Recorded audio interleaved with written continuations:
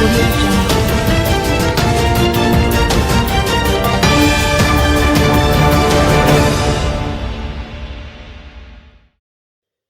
Petersfield Division Council dies in car crash. Councillor Patrick Forrester, People's National Party Petersfield Division, died in a motor vehicle crash in Westmoreland on Wednesday. Forrester died about 3 p.m. after the vehicle he was traveling in reportedly drove off a section of the Wheaton Main Road and crashed into a building. The councillor's son, who is currently in critical condition in hospital, was also said to be traveling in the vehicle. The police are yet to determine who was driving the car at the time of the crash. Forrester's fellow councillor Julian Chang, who represents the Savannah Lamar Division, expressed shock on learning of the crash. Everybody is in shock right now. Just being in an accident is something that you didn't even think of, stated the grieving Chang. The incident is currently being investigated. Telecom Hitch hits mates and murder trial.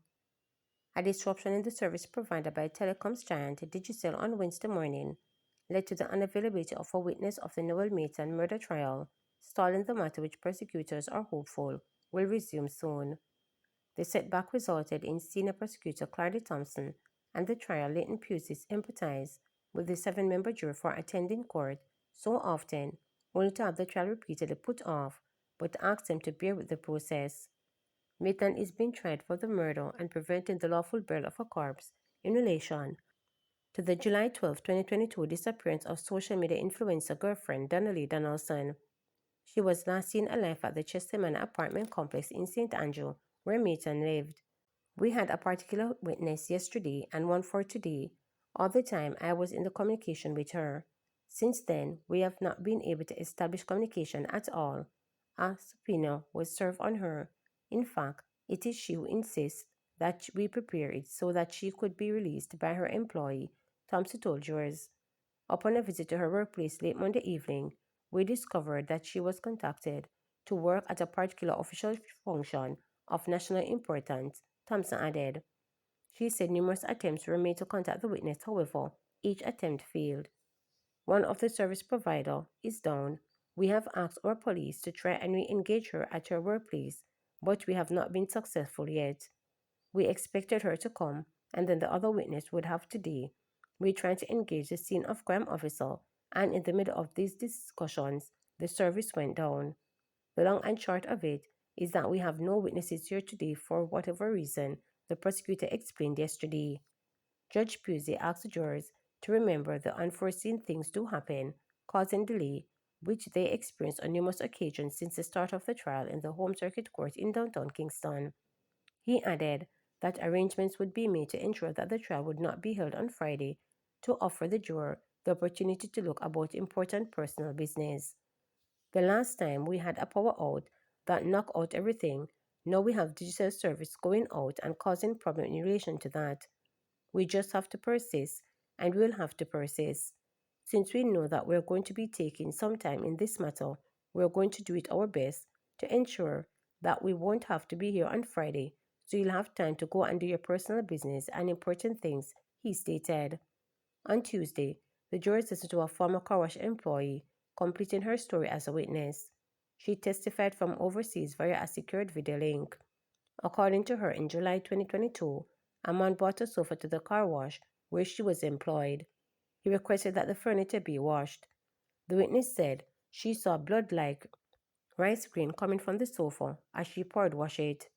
Based on her belief that the substance was blood, she remarked while washing the sofa that whoever the blood belonged to must have died and bled out. Look like them killed somebody in a this, she told the court. The employee claimed that while she was convinced what she saw was blood, it was never confirmed to her by the police. Political commentators say cabinet appointment suggests that PM was pleased with work of ministers in previous administration. Two political commentators say the cabinet appointment suggests that Prime Minister Dr. Andrew Holness was for the most part pleased with the work of the ministers in the previous administration. The cabinet members were named yesterday afternoon, with many ministers retaining their portfolios.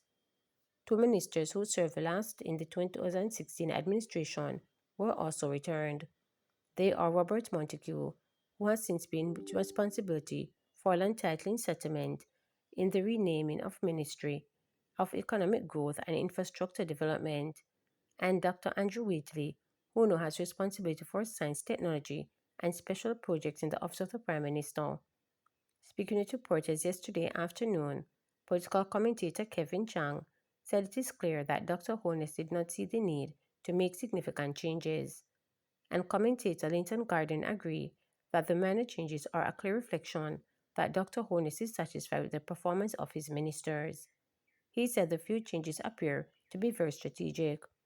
Mr. Gardner opined that Dr. Holness decided to reappoint Mr. Montague and Mr. Wheatley because he believes they have specific skills which are useful to his administration.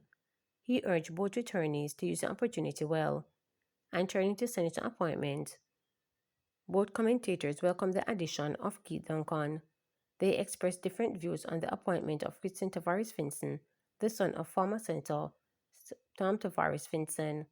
Mr. Chung believed this might be controversial, while Mr. Garden does not see that this as an issue. The phrase that comes to mind overall is if it ain't broke, don't fix it. It's mostly the same cabinet he had last time. They did well enough that the public re-elected the government, so why would you make any radical changes? Mr. Wheatley and Mr. Montague, they have had some controversies in the past. Both had to resign as government ministers. But I guess, maybe until they serve their time, as when people get locked up and they come out, and I guess you get into the wilderness in politics, you come back.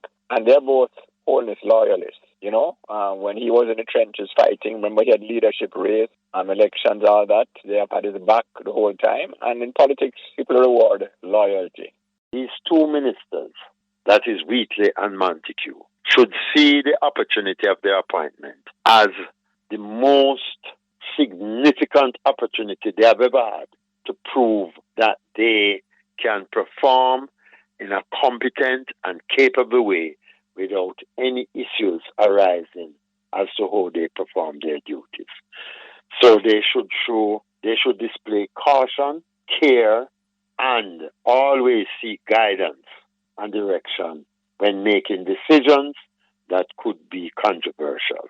That one might be a little controversial. Why would you put a father and a son there? I don't know the logic for it.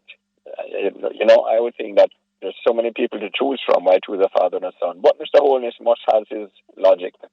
He's the leader, knows everything. So, as I said, we probably will hear later why the Christian was chosen. The young man can best learn from his father. They are both attorneys, and they are known to be men of integrity and high quality behavior.